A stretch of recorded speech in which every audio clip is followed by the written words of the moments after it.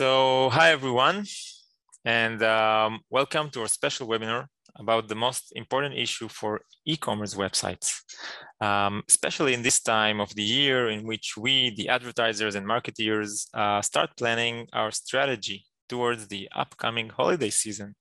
It sounds far away about after September and October, but yet this is the right time to start preparations. So prepare your strategy and get ready into it. And the question of how we can reduce our website abandon rate and increase our conversion rates is quite huge. And you can answer this question in many ways. You can focus on website performance, branding, your campaign relevancy, your conversion funnel, and in quite a lot different areas and metrics. And in this session, we would like to put the spotlight on your dynamic remarketing strategy. So if you already have one that you want to improve, or if you haven't created your dynamic remarketing campaigns yet, we will now share some insights on both the theoretical and practical knowledge that can help you get the most out of your remarketing audience. And this is our schedule for today. We will try to keep it as short as possible and focused as possible. We will begin with a short story and explanation about remarketing campaigns. Then we will talk about the psychological effect of remarketing and what science and experience have taught us. And after that, we will talk about the principles to turn abandoners into customers. And finally, end up with an essential part in every dynamic remarketing campaign, and that is your product feed. A quick overview of Adcore. Adcore is a digital marketing solution provider and a digital marketing agency since 2006. The company has 5 branches across the world, and in total, we manage around a $500 million yearly budget for our clients. In addition to our digital marketing services, we're a technology company developing PPC automation tools for e-commerce and PPC experts, helping you get the most of your campaigns. We are strategic partners of basically all major media channels, Google, Facebook, Microsoft, TikTok, so on, and constantly expanding to discover new solutions. So if you have it, we would like to hear about it. So let's begin with a simple day-to-day story. Last week, I helped my parents to find a new refrigerator. I took this on myself. I visited 4 or 5 shops and compared like around 3 to 4 models that were in a good fit to my parents. And finally, I sent my recommended model to my parents and asked for their credit card to complete the purchase. Then, something that happens all the time, I forgot all about it. And only at noon, I saw a Facebook ad of one of the stores I visited, remembered I had to buy the fridge, clicked on the ad and make a purchase. Now it's a good story, I guess probably not, you won't remember it in a day or two. And there are too many details, it's not like built right, no sudden change in the plot, right? It's like a good example for a classic e-commerce conversion funnel happening basically all the time. And as a customer, I had no clear preferences, and I ended up buying a fridge from a specific store just because it was in front of my eyes at the right time. And it sounds like very obvious, but in 2021, with the enormous amount of e-commerce websites rising up and looking for customers, this is a very important point to be at the right place at the right time for your potential customers. So this is what it looks like a classic remarketing funnel. I guess you all know about it. I guess it makes sense to you as customers and as marketeers. A potential customer visits your website but does not convert. Later on, they visit other websites and competitors and see different models. And eventually they see your marketing ads and products and they see the products they have been looking for, reminding them to complete the purchase. So they go back to your website and complete the purchase. if this is a returning customer, you will probably also send them like an email reminder, and I guess you use few of the technologies available to send like a dynamic email reminder, maybe with the cart and like saying something like, hey, you forgot the cart, just complete the purchase, and so on.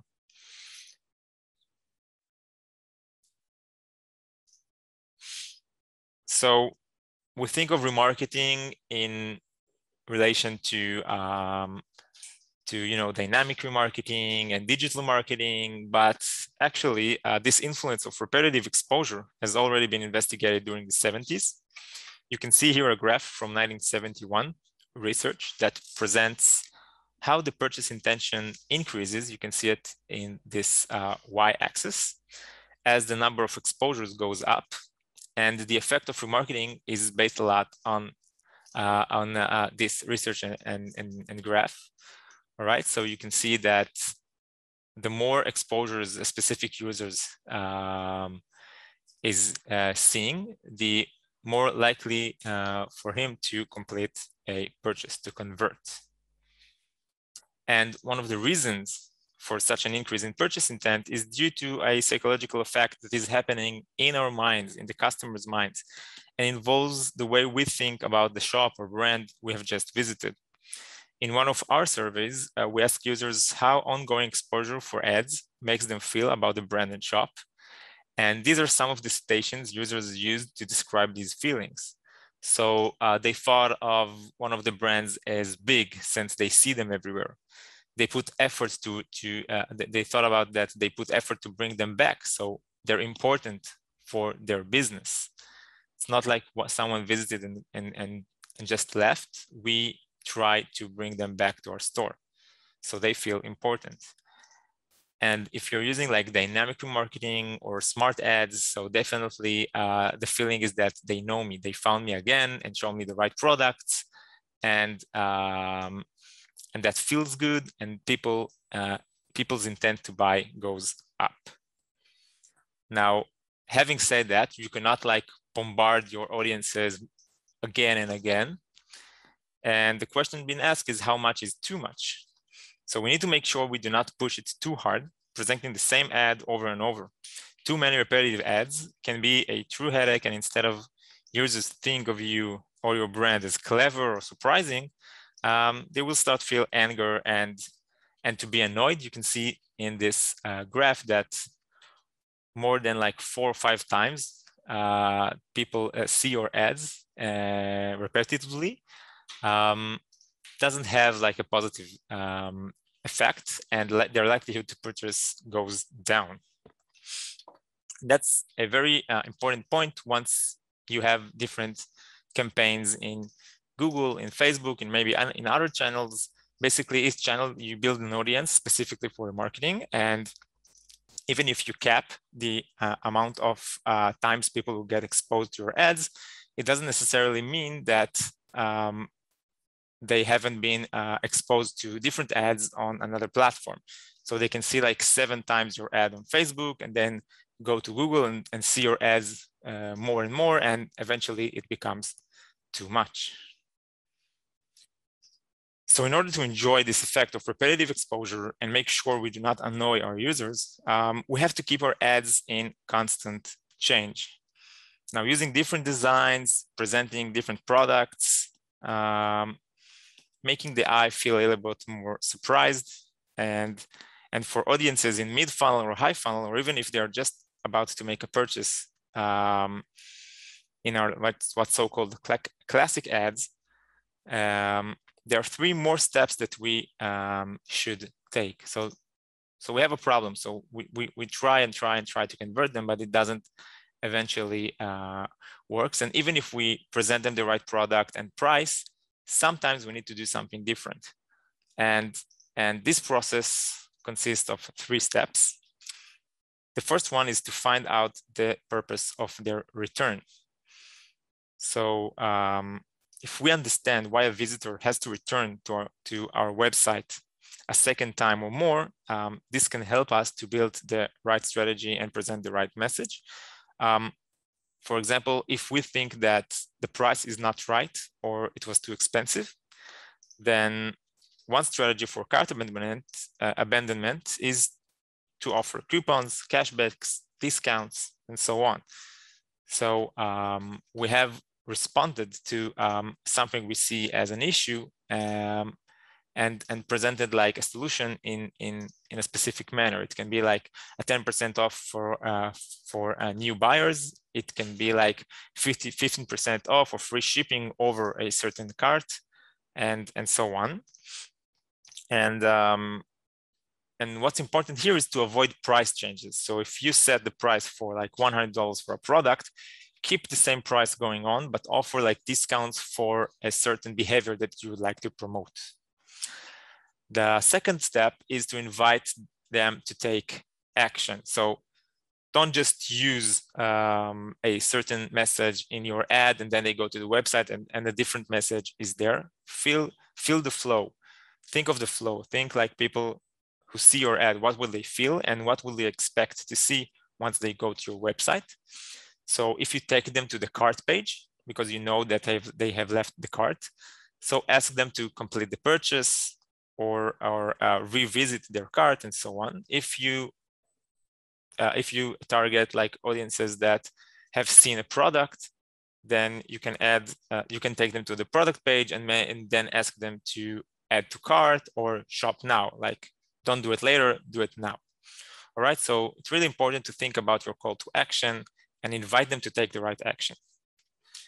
And the third point is the returning information we would like to present. Sometimes the price is right, but something in your marketing mix doesn't feel right. All right, the store reliability is not high as the purchaser, as the customer feels and thinks of it. Maybe the shipping terms are not clear. Maybe the product quality, they're not sure about your product quality, and so on. This is when you need to accompany your dynamic remarketing ads with additional information. You can use videos, you can use client reviews, but you really have to think when is the right time to take these remarketing audiences, but instead of try to convert them, perhaps use a different tactic. Just present them with another information that eventually make them to complete their purchase. So this is a very important message, just to realize that we have different types of remarketing campaigns, and it's important not just to focus in one and try to improve it, but also think about the entire funnel and what customers actually feel, and maybe try to guess it in a way. So to conclude this part of the webinar, these are the recommendations so far. First, your campaigns, at least the basic ones, that the always green campaigns, have to be dynamic.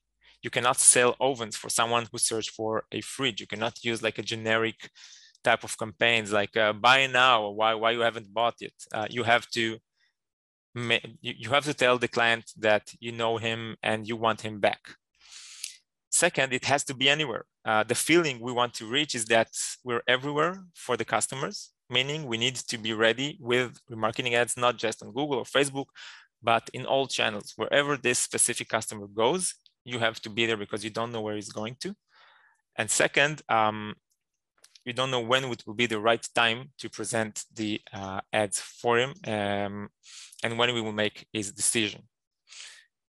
And point number 3 is that it has to make sense to your business. So as a strategy, it's great to keep your exposures going on, and you know why remarketing is so important, but eventually you have to generate a positive ROI. And the problem with holding up a lot of remarketing campaigns in different channels is that it costs a lot and measurement is very hard to follow. I guess you know it if you're using analytics or any other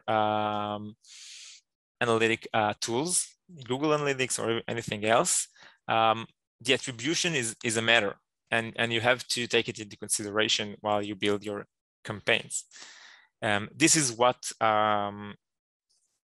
eventually this makes you and us kind of like feel that we need to manage our audiences in one place and maybe manage our entire activity in one place. And this brought us Adcore to find like different solutions for this matter, because we have realized that for many of our clients and also in-house, this is an issue that we keep on having over and over again. So with this being said, I would like to introduce you to Itamar Goldfeld, the head of Israel of RTB House, to present the principles for great remarketing campaigns. Hi, Itamar. Hey, Yossi, how are you? Thank you so much for having me. Thank you so much for registering. So basically, RTB House is a global company. We're working with top brands in over 80 markets around the world. We basically provide an ad buying engine, a DSP, that is entirely based on deep learning algorithms. This way, you can ensure that you will meet your ROAS goals and overperform. We specialize mainly in e-commerce, apps, in terms of retention and LTV, and of course, the travel industry that is a bit shaky at the moment. So very nice to meet you. And you have the email here. Feel free to ping me for anything you have any questions or anything, just feel free. This is my email. So I've prepared today a few short tips when managing the remarketing strategy. So let's start.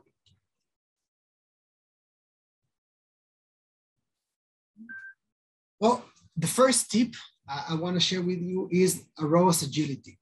Okay, ROAS is not a constant metric. It's a dynamic and breathing metrics that we should measure and we should optimize towards, but it really varies. It varies between a product.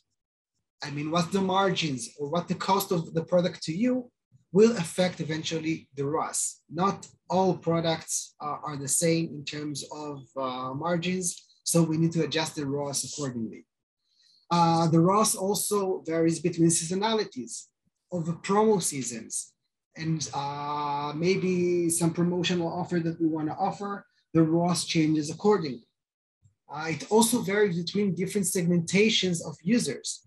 I mean, for example, the ROAS from a visitor that only visited your site versus ROAS of a user that already is your customer and has recurring purchases is different. Okay, so you have to manage it differently. So make sure that your technology supports this agility. It can differentiate between the products, it can differentiate between the users, and be agile. In this way, you will get the most of your retargeting activity with the campaign structures and everything. And of course, with the feed optimization and management, Yossi will talk about it later. But this is something that's really important in order to succeed with your remarketing strategy.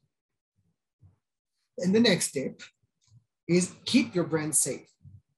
Please make sure all of your creatives are aligned with the brand book. Make sure you approved everything that launched and everything that's online. It's your brand out there and it must look like you meant it.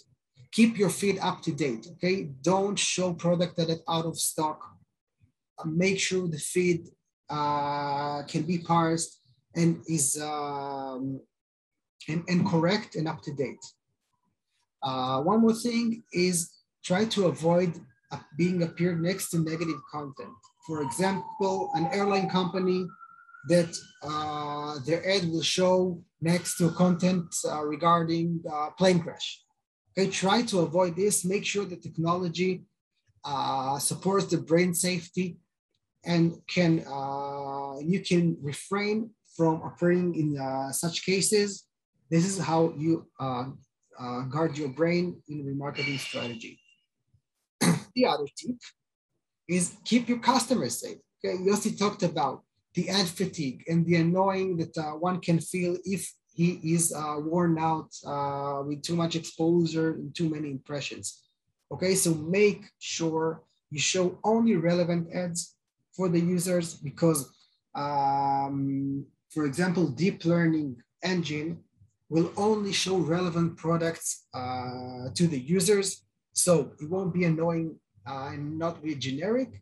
And also make sure you have a smart capping mechanism that will decrease impressions in order not to overwhelm your users or your prospects. The other tip is the attribution. Okay, we must measure wisely the performance. Please analyze your customer journey, know the attribution, see the conversion path, and don't settle for last click measurement because you might miss something in the total optimization of your activity. Make sure you know the best path, how to remarket and how to convert users into customers when you look at the whole attribution and not only last click. My other tip is, please try to use multiple retargeter strategies, okay? The more the merrier in this case. The remarketing media is the cheapest in terms of spend and the highest in terms of ROAS, okay? So please use more than one retargeter. If you're using, for example, RTB House, don't be afraid to also add Criteo because I will tell you why. First thing, competition reduces prices. As you all know, if you add another retargeter or another supplier, it will evoke competition, and competition will reduce your CPAs and will improve your ROAS. The other thing is eventually there is small overlaps because the technologies are different, the creatives are different, and the overlaps will come to around 22% total. Okay, so don't be afraid with overexposure. And the last thing, the incremental auction winning, because don't forget, this is a first bidding auction, most of the display. So if you have two vendors that are bidding on your behalf, you have twice the chance to appear to a relevant user. So it doesn't mean he's gonna see more ads. He's just gonna see better ads, more relevant ads, and you have the chance to be exposed to your users twice as much, not in terms of quantity, in terms of quality. So do me a favor, don't be afraid of using multiple retargeting strategy. If you measure it right, you won't be the duplication in terms of conversion attribution. So don't worry about that. And the last thing I want to say to you is be prepared for the cookieless world. We all heard about the Google announcement of delaying the third-party cookies, the depreciation to 2023.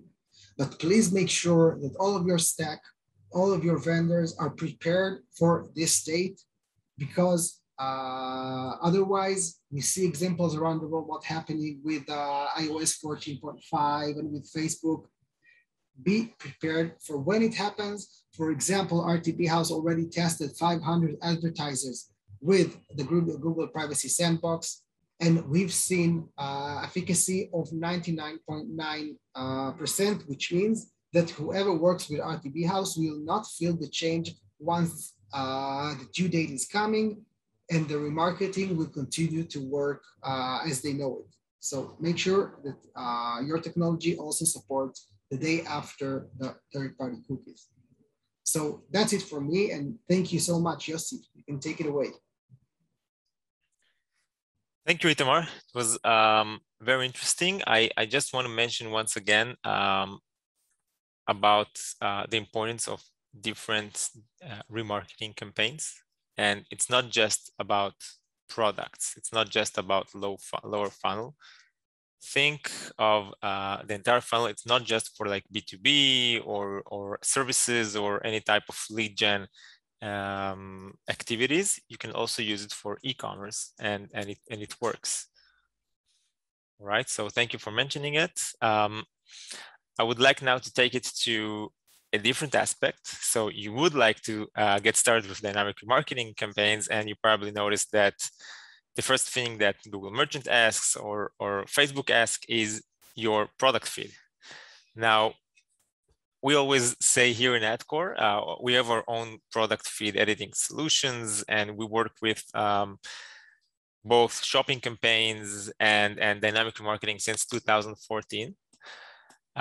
So we always say that your remarketing campaigns are as good as your product feed is. And this brought us eventually to think of different ways to work on your feed in order to improve the results. It's super important if you're using Facebook product ads, if you're using smart shopping in Google. Eventually, you don't have a lot to do. You're just like, you put your ROAS goal and that's it. Both Facebook and smart shopping are targeting like different audiences in a way that you cannot control or optimize.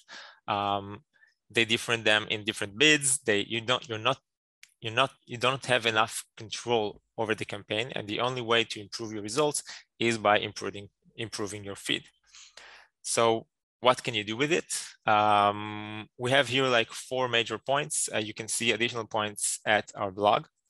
The first one is to optimize your titles and descriptions. So I guess you'll know it. You have like a great product, a wood box, but it comes in a package of 20, and no one is searching for like X20 wood box. So your ads or product won't show at all. So one thing you can do is to make sure your title, your product titles and descriptions fit the most to the search terms of your audiences.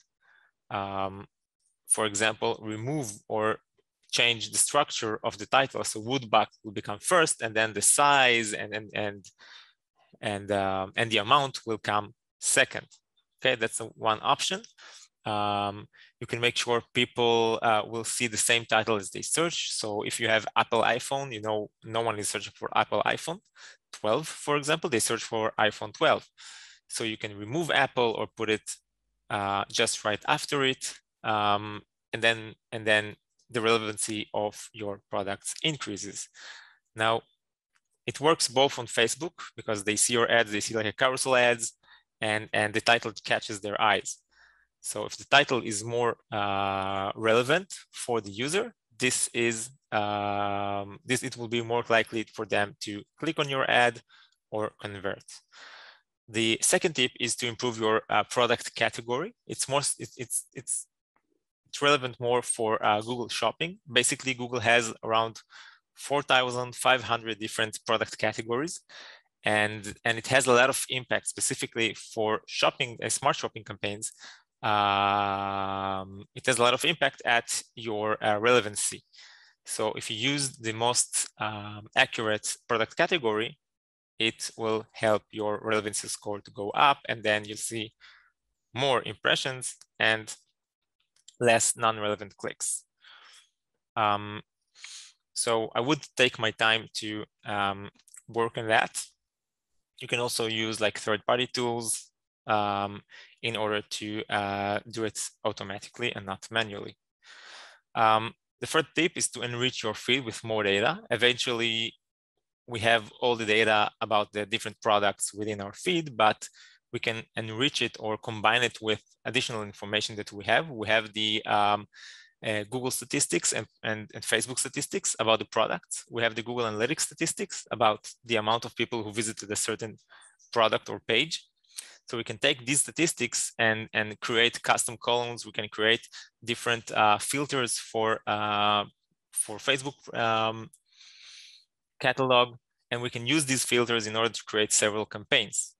Okay, one example is to take like products that has a lot of traffic coming in from Google Shopping, but they do not convert, and remove them from the feed. Another example is to take to divide different products according to their performance over the last 60 days in terms of conversions or ROAS or whatever you like, and then set different campaigns for each category and so on. And it also linked to our fourth tip, which is use clustering. So instead of creating one campaign with a lot of products and like putting one ROAS goal for all of them, you can use the you can create additional columns and use clustering in order to put products in one group and divide all the products into different groups. One example can be like the product price. Okay, if you have like an average CPA of $15, you do not want to pay $15 for someone to purchase a $3 product. All right.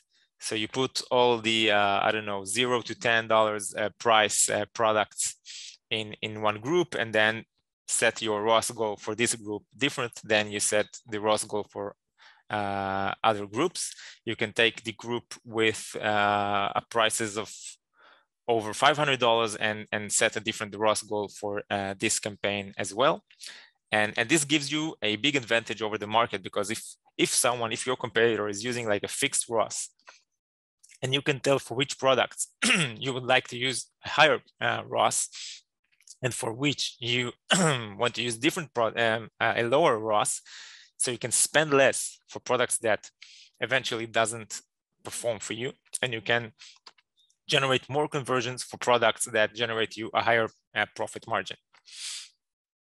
All right, now you have, you can do it within your e-commerce, within your e-commerce platform. The problem is that sometimes you will need like a developer in order to do it, or if you make any changes, they will happen for all of your different marketing channels, or you will have to make the change within the website itself in order to influence the feed and so on.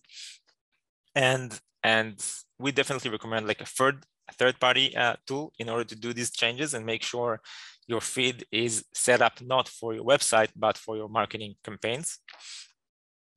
In-house, we do it with our technology, which is Feeder.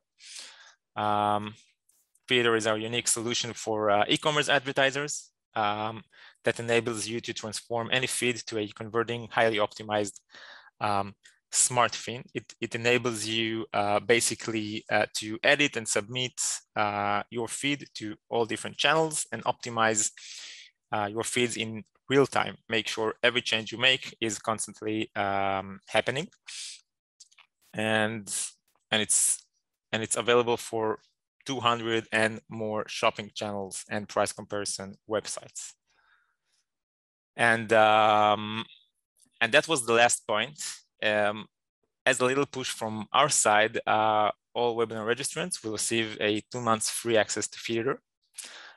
So check your email after the webinar ends and contact us, and we will gladly give you access. Test it, see how easy you can optimize your feed. Wait for a month, look at the results. You can see them improving constantly, and we hope you find it useful. Any questions? If you haven't submitted a question, then you can do it right now through the Q&A tab at the bottom of your screen. We have 2 questions so far. So the first one is, I am using Criteo. I think, Itamar, this one is for you. I have using Criteo at the moment, and I would like to know what's the difference between Criteo and RTB House. Well, that's a very good question. Thank you, whoever asked. First of all, as I mentioned before, my recommendation to you is use a few retargeters. Don't settle for one, because this way you can reduce your CPA prices and you will get better results overall.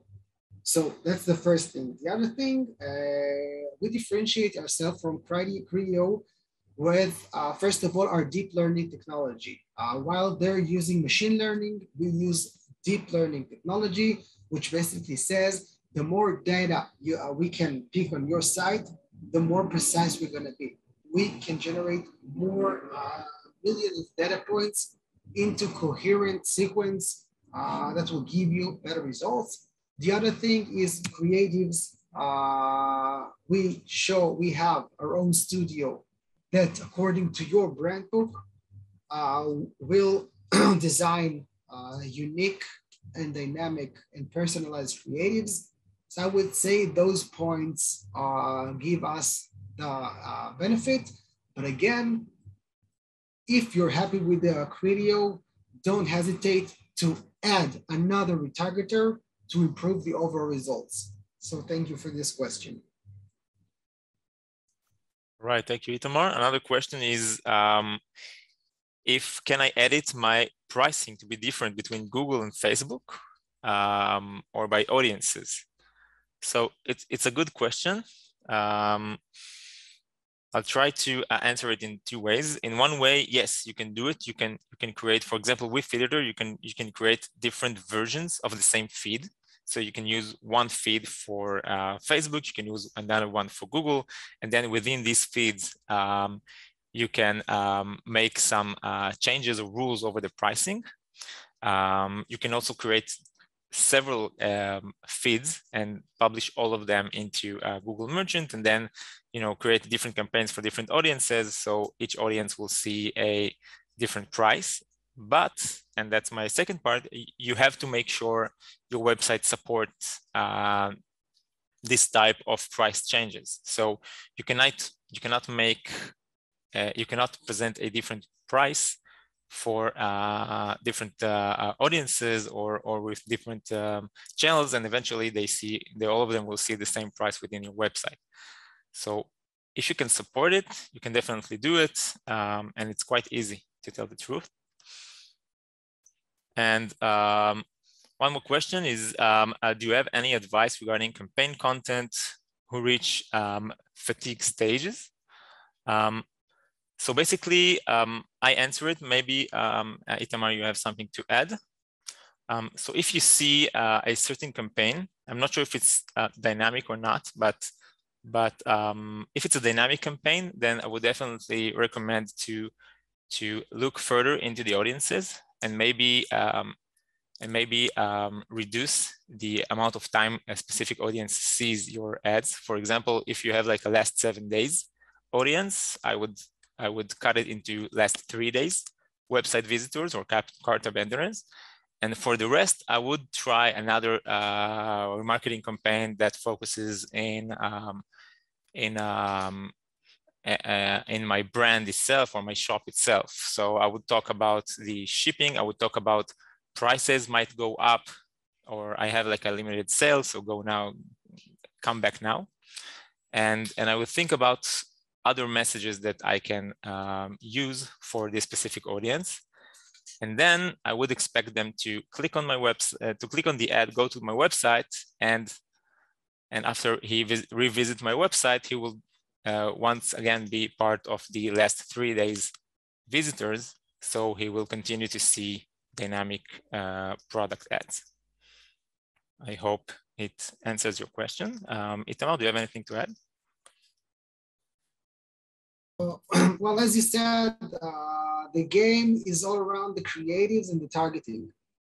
So either you change the creative with a different message, with a different creative, like most of the retargeting technology can do this ABCD test for you. And they can generate different types of creatives in order to see which creative sparks the engagement, or as you said, different segmentations. Sometimes you don't get the level of the funnel right. Like someone is only window shopping and you show him creatives of conversion, while you should show him maybe an inspirational video, or maybe, as you said, a promo regarding the, I don't know, the seasonality. So those points, I think, should bring you the solution, either creative or targeting. I'll just add that one thing that works good for us is a loss leader. So you can hide a product which has access only for the ones that have a link to it. And this product, you're actually losing money for it, but it makes people to come back to your website. And once they add this product to their cart, they feel like they have saved some money. So it has to be a product that everyone would like, and it has to be with a really low price. And then they add a product and you make your profit from the other products they've already added. So that's one more option you can do. So thank you everyone for joining.